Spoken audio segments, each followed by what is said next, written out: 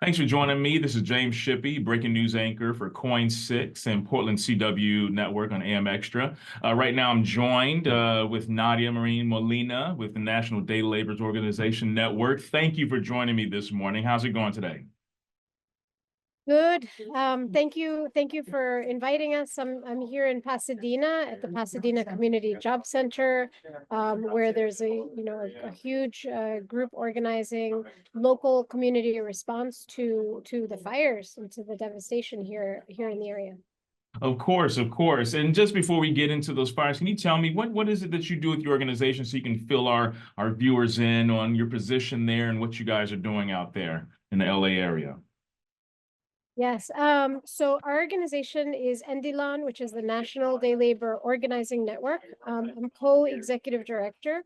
And actually our headquarters is here in Pasadena. We're a national network of 70 member organizations across the country. All are worker centers, immigrant worker organizations, where workers organize to improve living and working conditions for justice. And Great. here locally, the Pasadena Community Job Center is basically our local day labor center, and has been a central resource here in the community actually for more than 20 years. Wow. Yeah, well, that's good. A question I would have, and I'm probably speaking for a lot of Oregonians out here, people in the Portland area. How are things out on the ground over there after this devastating wildfire? How are things going over there at this point, filling us in? Well, fortunately, at this point, the area where the center is, the fire that was closest to this area, which is the Eaton fire, is more under control at this point. But that fire destroyed, I believe it was more than 80% of Altadena, and a section also of Pasadena, which is exactly where we are. And it was, devastating for the community members, for the workers in the area, people who lost their homes, lost everything that they had, people who lived there for decades, or were born and raised there. And in some cases also workers who maybe didn't own a home there, but they worked for a family that did. And so the impact of the fire goes beyond the people who were directly affected, to affect many more people in the community. And obviously workers who worked for a business that might also have been burned. Yeah, and that's very interesting because, yeah, obviously you hear about homeowners or people maybe renting out their living, but you don't think about folks that maybe had jobs in these areas that were destroyed by the fires. So that's a good point you make. Now, I'm looking up that your immigration says it supports immigrant workers affected by the wildfires. Can you just go a little bit more into that? Sure. So what we're doing here, and as I mentioned, the Pasadena Community Job Center has been a resource. And so once the fires began, I believe it was about 2 weeks ago at this point. It's hard to keep track of days. Once the fires began, people started to come to the center because it was a known resource, come to the center and say, like, how can I help? What can we do? And so the center has operated a food bank. And so that really sprang into action.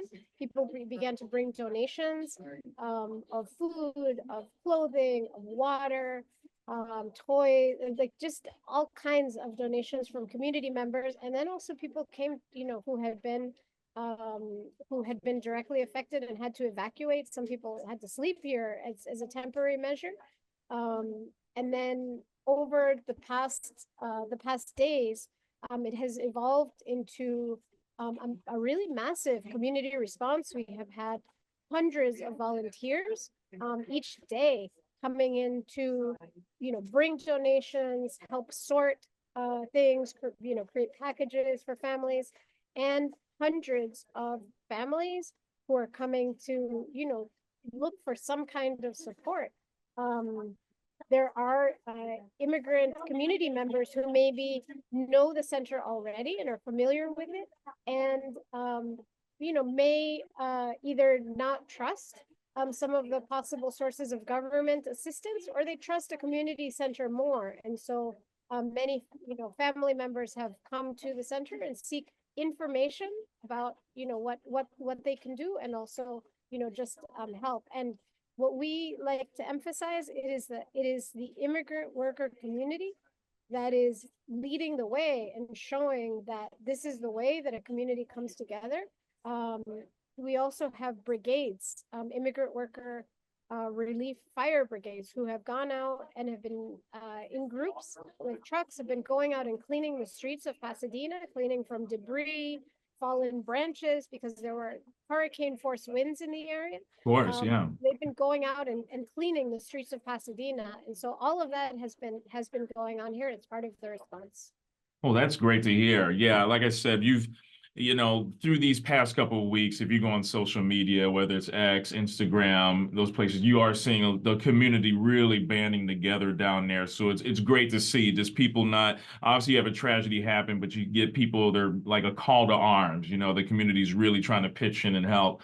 Some of the big questions I had for you today, because obviously President Trump is, he's on his way there for to assess the damage, obviously. So wanted to know, as far as what are your thoughts? What would you like to come out of his visit? And this could be twofold, because obviously Trump, I mean, this is his first week in office, his first almost full week, and a lot of executive orders, things that have to do with immigrants. How does that maybe affect your organization? How do you look at it in that sense? Twofold: Trump coming, immigration, obviously, and then obviously like hoping what he can do federally, him and the government, his administration.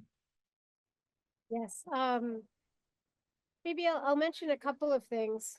One is that we've been hearing, this rhetoric of division, of fear, of hate, right, throughout the campaign, targeting immigrants and trying to divide communities against each other. And so now, that he was inaugurated, now there's more of that, right? And there's a real attempt to fuel divisiveness and fear. And we here, and the community here at the Pasadena Job Center, is really focused on, as immigrant workers have always been and always are across the country, focusing on getting the real work done, right? Getting the work done that needs to be done to clean up and to rebuild and support people in rebuilding their lives. That's what needs to happen, right? And that's not going to happen without the immigrant workforce of Los Angeles. It's not going to, right? Los Angeles is not going to be able to rebuild without the immigrant workforce. That is unfortunately the one that's being vilified and attacked, right? But it's this community that is standing up, just as immigrant workers have after Katrina, after Hurricane Sandy in New York, after Hurricane Harvey in Houston. Like, it's always been, immigrant workers are there and are working, regardless of what's being said by whichever politician is spewing hate at the moment. And so at this point, and today, with Trump's visit to Los Angeles, one of the messages that we were putting out there was to say, you know what, if he's coming here, if he's coming to the area and he wants to take a shovel or a saw and begin to pick up some debris on the street, then, come on over, right? Come and join the workers who are doing it. But if he's going to continue to do what he's been doing, which is spouting this fear and divisiveness, then we certainly don't want him here. I hear you on that. Yeah, it's a kind of a big wedge issue during the campaign, and obviously this first week in office with everything. So it's going to be interesting to see how that plays out, especially with a lot of the lawsuits happening across the country. One federal judge here in Seattle just ruled against that one of those executive orders of his when it comes to immigration.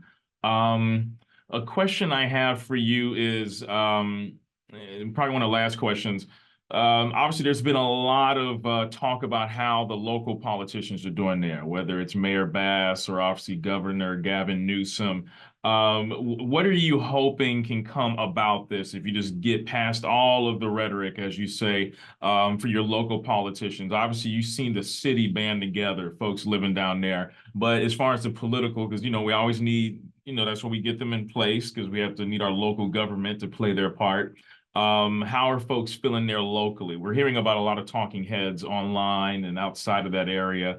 But what's your thought there, or what's your organization's thought there? Locally, in particular, with response to the fires? Exactly. Yeah. I mean, what we've seen here from local politicians right in the area, or political leaders in the area, as well as from community members who are, who have had nothing to do with, nor no connections, right, with the immigrant workers previously. People are saying thank you, right? People are saying, oh my gosh, thank you for cleaning.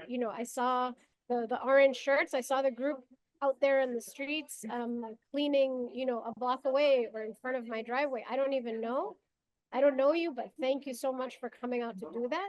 And thank you to the workers who are going out to do this. I mean, we've had messages of appreciation. We've actually had, strangely enough, right? Like during these things, during this kind of emergency, all kinds of people step forward. So we've had couple of volunteers with MAGA hats coming out and like working alongside some of our members, immigrant workers who are out there cleaning the streets. And so, we have seen that this work and this moment is like an inspiration for people to stand in solidarity with each other. And up until now, that's what we've been hearing from the local elected officials, is nothing but support and thanks for the leadership of workers, and standing up to do something and take action. That's actually great to hear. I wish I could see an image like that. You said like an immigrant standing next to someone with a MAGA hat on doing the same thing, because obviously an issue like this, there's this fire doesn't discriminate. As you said, I mean, it's destroyed homes, $1 million homes in the Palisades to working class homes in other areas, obviously out there in Altadena and some of the Pasadena areas. So that's actually refreshing to hear. Because like I said, we all got to band together. We're all citizens of LA in the grand scheme of it all, and you want to protect your city and things of that nature. But as we wrap up, is there, like I said, you got a lot of Californian transplants out here in Oregon, so we're always kind of paying attention. What words would you like to say to people outside looking in, just to kind of give us a glimpse? And also, where can we people find out more work through your organization, whether it's a website or anything of that nature, to let us know about? I mean, one thing that people who are sort of outside and hearing about what's going on, that part of what we're trying to, the message, right, that we want to make sure people hear about, is that, just like people here are coming forward and acting in solidarity, right, or that can be done anywhere, right? You don't have to wait for a wildfire to stand in solidarity with the local immigrant workers or with other communities who are under attack in your neighborhood or in your part of the country. You can certainly do that, right? Find your own neighbors that you might not know, right, who are immigrants, or your house cleaners, right, your local restaurant workers, like all of those, right? It's possible to stand in solidarity, and that's what people need, right? Like before there's a raid, before there's an attack directly in that area, it's so important for us to build these bonds together, because that's who's going to kind of stand up and support each other. I mean, we think that obviously the what's happening is unfair, unjust, and is attacking members of the community who are some of the hardest working.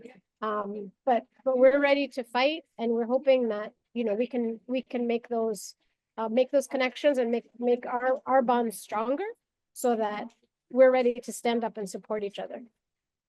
Yeah, well, that is certainly a great thing, hopefully, about the community getting together. And I'm sorry, I think you were going to say, is there, Yes. recommendation to reach out to you guys or check out what kind of work you're doing in the community? Yes, people can follow us on Instagram at Day Laborer Network. That's our handle on Instagram. And then our website is ndlon.org. So it's National Day Labor Organizing Network, ndlon.org. Great, great. All right. Well, Nadia, thank you again for joining me on such short notice. Some great insight to what's going on over there on the grounds over there in the Pasadena area and just in LA in general. And yeah, just yeah, keep fighting a good fight. And it's good you guys are banding together. It's really great to hear in this time of need. And hopefully that can kind of expand even when we're past tragic moments and draw the community together. That seems to be the overarching theme here. Exactly. Thank you so much for covering the story. No, thank you. All right. Well, you take care. Thanks, Nadia.